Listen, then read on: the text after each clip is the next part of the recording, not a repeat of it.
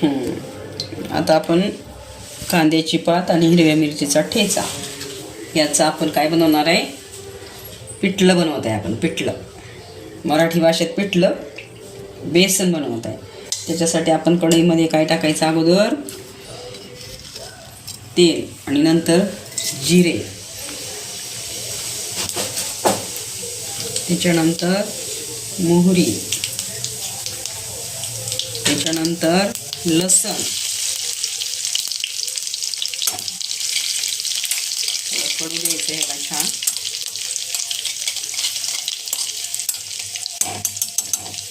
थोडासा लसण लाल होऊ द्यायचा. लाल लसण झाला की मग त्याच्यामध्ये आपण टाकणार आहे कांद्याची पात.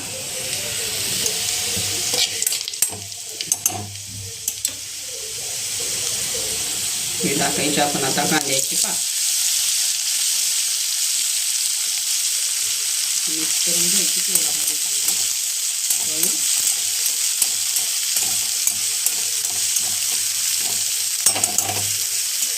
थोडीशी कांद्याची पात मऊ झाली, मऊ होती, थोडीशी मऊ झाली की मग आपण याच्यामध्ये टाकणार आहे पाणी.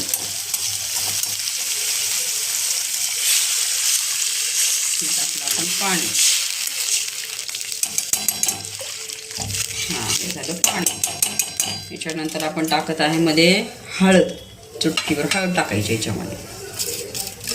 हळद टाकायची. हळद टाकून मिक्स करायचं. आता आपण याला उकळी येऊ द्यायची पाण्याला. उकळी आल्याच्या नंतर याच्यामध्ये आपण टाकणार आहे चवीनुसार मीठ.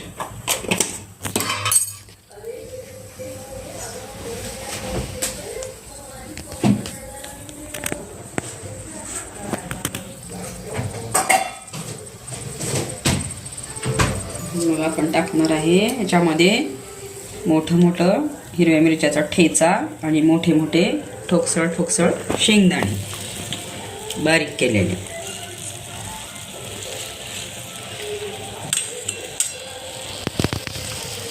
मिक्स करून घ्यायचं आपण सगळं.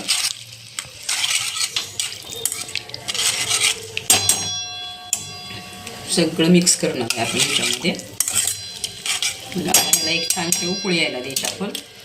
उकळी आल्याच्या नंतर आपण त्याच्यामध्ये टाकणार आहे बेसन. तर उकळी येत आहे, पाण्यामध्ये उकळी येत आहे चांगली छान. उकळी आली की मग आपण ह्याच्यामध्ये टाकणार आहे बेसन. आता पाण्याला उकळी आलेली आहे आपल्या. मग आपण याच्यामध्ये आता बेसन टाकायचं आणि गोल गोल गोल गोल गोल गोल फिरवायचं. मग एकदम टेस्टी गावरान पद्धतीचं बेसन होतं आपलं. छान, एकदम छान बेसन. टेस्टी लागतं. कडक ज्वारीची भाकरी, बाजरीची भाकरी आणि असं कांद्याच्या पातीचं, हिरव्या मिरच्याचा ठेचा, लसण घालून केलेलं बेसन खूप टेस्टी लागतं मग खायला. ह्याला थोडंसं बारीक गॅसवर शिजायला ठेवायचं.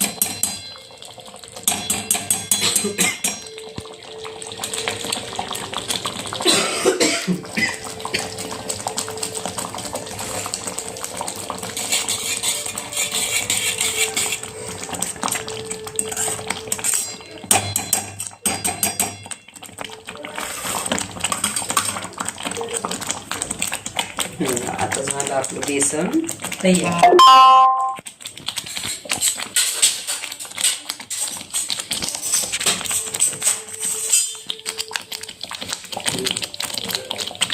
Very good. हो, खूप छान बेसन. हे घ्या, बेसन खूप छान तयार झालं आपलं. टेस्टी बेसन. आवडलं का बेसन? मग तुम्ही सगळे पण असं बेसन बनवा आणि खाऊन बघा.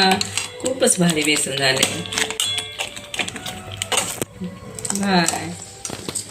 आता आपण कांदा पातीचा आणि मिरच्याचा ठेचा, हे बघा, आणि हा मिरच्याचा ठेचा.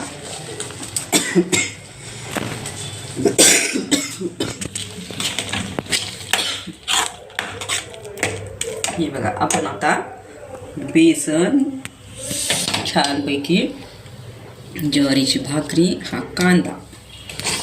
मला असं भाकरीवर आवडतं बेसन, म्हणून मी भाकरीवर घेत आहे बेसन.